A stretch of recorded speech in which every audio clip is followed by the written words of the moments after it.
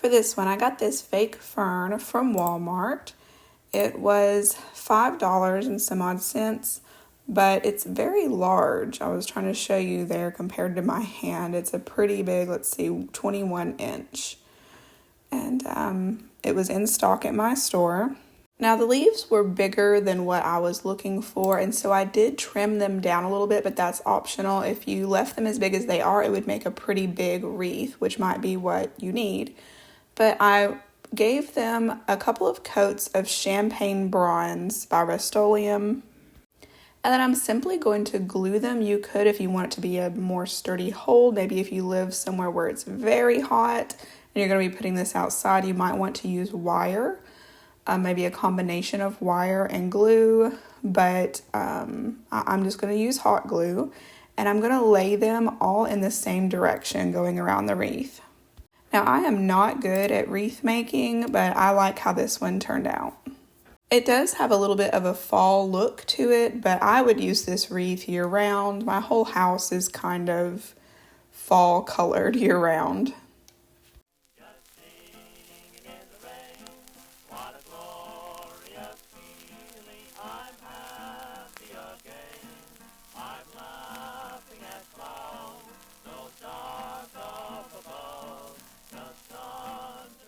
For this one, I needed one of those shorter, wider metal buckets from the Dollar Tree. I couldn't find them in the store. I didn't have any on hand, except for this one that I crafted with previously. Now, I did seal in the rust. It was a little bit rusty. I'd planted something in it.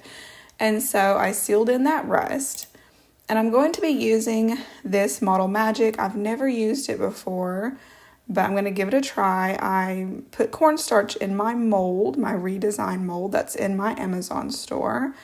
And here I am just trying this out for the first time. And I was going to go about it the same way I do with my air dry clay. And I was going to scrape off the excess with this paint scraper here, but that did not work. So how I did it is I just put as much of the Model Magic in the mold as it needed and didn't, not having any excess. I pretty much immediately took it out of the mold, and I'm using some Titebond multi-surface glue to glue it to the bucket here, and I'm going to go in a sort of a zigzag pattern.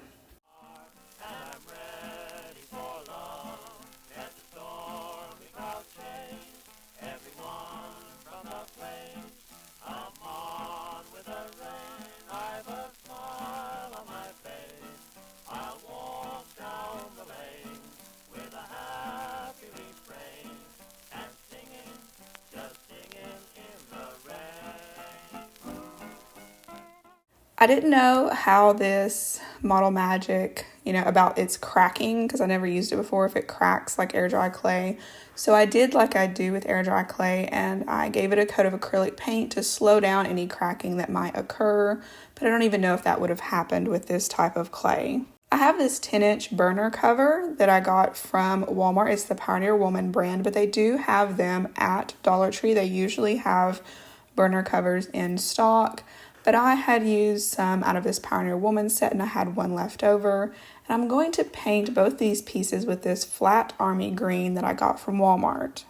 I did like the color. It reminded me a little bit of the moss green from Waverly. I didn't paint the underneath of that burner cover, but you certainly could. I was fine with it being white. Using a ruler, I tried to make an even, I'm trying to center up this base of this pedestal or riser that I'm making. And so I just, marked with a pencil to where I want to put the base. And I'm going to use E6000 to glue these two pieces together. To give some highlights on this riser here, I am using toasted marshmallow. And I'm just going to use a pretty dry brush and go over trying to bring out those details of the trim that I added, and then also just going around the edges. I'm just going to use this for decor purposes, but you certainly could, you might want to seal it in either with Mod Podge or a spray top coat. That would be a good idea. Even if it's not going to be handled much, you still want to seal it in so that you can dust it. The dust won't cling, as much. if it's got some sort of sealer on it. And I would suggest, if you're going to be using it a lot to sort of serve food on, I would suggest putting dishwasher safe Mod Podge on it so that it's more cleanable. And then you probably even then want to use some parchment paper to place on the top of the riser, and then place your food on the parchment paper, not directly on the riser. You could also use a paper doily and then, place your cupcakes on the doily on top of the riser. I did want to show you here that it is about the width of a cake pan. 9 inches is the cake pan here, and then the top of the riser is about 10 inches. But again, if you're going to use it as a cake stand, you're definitely going to want to seal it in with some dishwasher safe Mod Podge so it's cleanable. And then you don't want to put the cake directly on the cake stand. You want to use one of those cake boards. They're shiny, they have a shiny surface. They're cardboard. Use one of those to put your cake on, or put some parchment paper down first before you put your cake down. Now, I liked how this looked, but if you've been watching my channel for a while, you probably know what I'm about to do. It was just too light colored for me.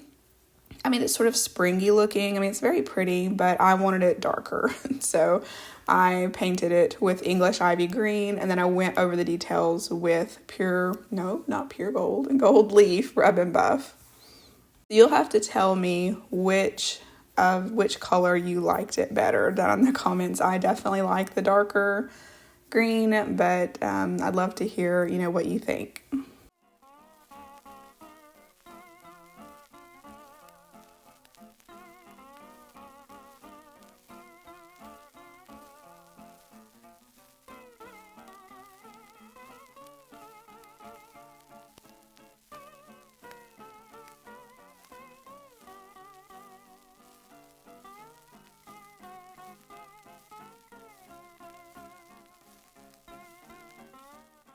This is just a quick reminder that if you like this video, give it a thumbs up and subscribe if you haven't already. That way you don't miss any future videos.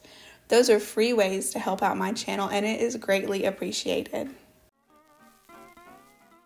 I've been wanting to make some clay tags for some of my baskets, and so this is my first attempt here that you're getting to watch me try out making one of these. I have this air dry clay, and I'm just going to roll out an oval. I didn't even trust myself to freehand an oval, so I printed out a little template. I just searched oval and, in the right size, and I printed that out, and I'm just going to lay that on top of my clay and cut around it with a utility knife.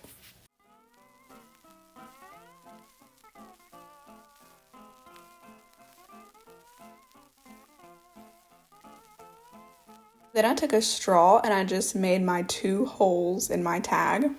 I carefully peeled that up, and then I wanted the tag to be rounded so that it would hug the basket that I'm putting it on. So I'm just using this large mason jar here, and I put some cornstarch on it so that it would come up easily once the tag dried. But I did use some water and go around the edges of the tag first to smooth out those sort of sharp edges.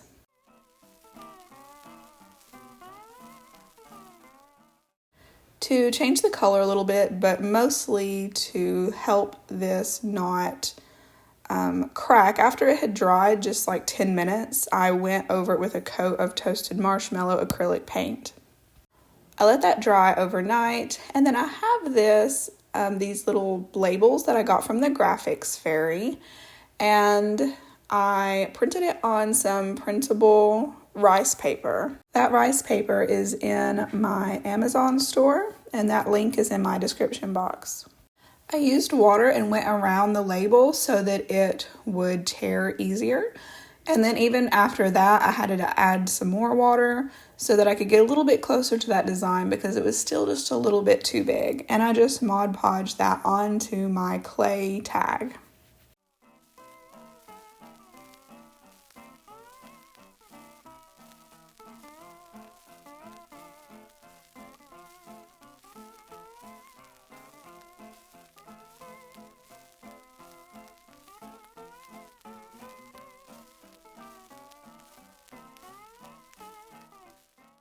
Once that dried, I took a small file and I cleaned out the holes of the tag from where that rice paper was covering them. And I just used some twine. There's a couple of ways you could go about attaching the tag to your basket, but I just used some twine.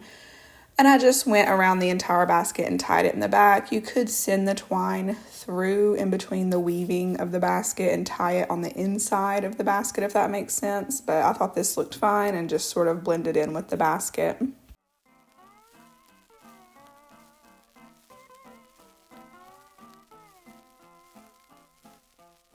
And I just wanted to show you there that the tag, hugs the basket nicely. So obviously if it's a smaller basket, you're going to want it to have more of a curve. And if it's a larger basket, if it's a really large basket, you can just do a flat tag. But I really like how this turned out.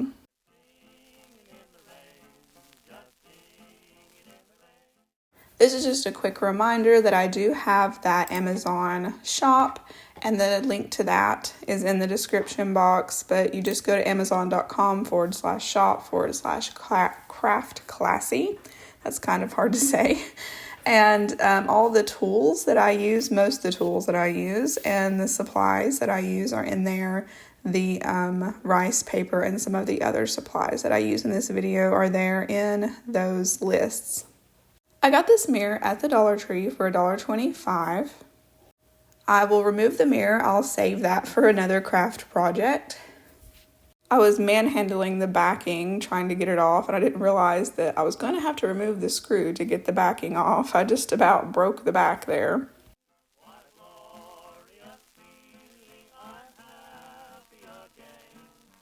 I got these cork tiles from Walmart. They were $11 and some odd cents for 4 of them, so they were $3 each. But you could get the Crafter's Square Dollar Tree cork and attach it to some foam board, and it would be the same thing. I felt like $3 a piece wasn't bad for what they are and the time savings it was going to give me. I traced around the inside of the frame and cut that out with some large scissors. It cut nicely.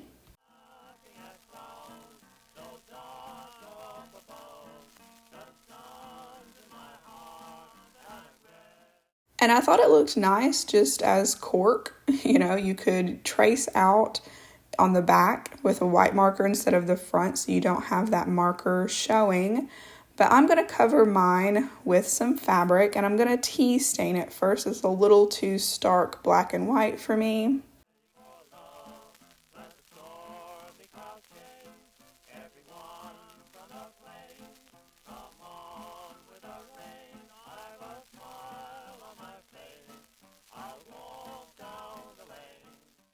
Now this is sort of do as I say, not as I do. I wish I would have used some spray adhesive on the cork before I put the fabric on it. And I might even go back and disassemble this and do that. I mean, it's working out fine, but I did notice when I used my push pins, then when I pulled the push pins out, that the fabric would come away from the cork just a little bit. And it's not a problem now, but the more I use it, that might become a problem, that it's not glued, that the fabric isn't glued down to the cork, if that makes sense. But I did wrap the cork board and glue that on the back, and then to reinforce and to keep this cork board inside of the frame, I just went around, the inside, the backing of the frame, and added some hot glue there just to keep it from popping out of the frame. I've replaced the backing. I'm glad that it has a handy hanger there that I can hang this up on the wall. It just works great as a cork board. I really like the way it looks. You could certainly paint the frame to match your decor. I liked that it had a lot of black in it. It sort of matched the fabric that I was using.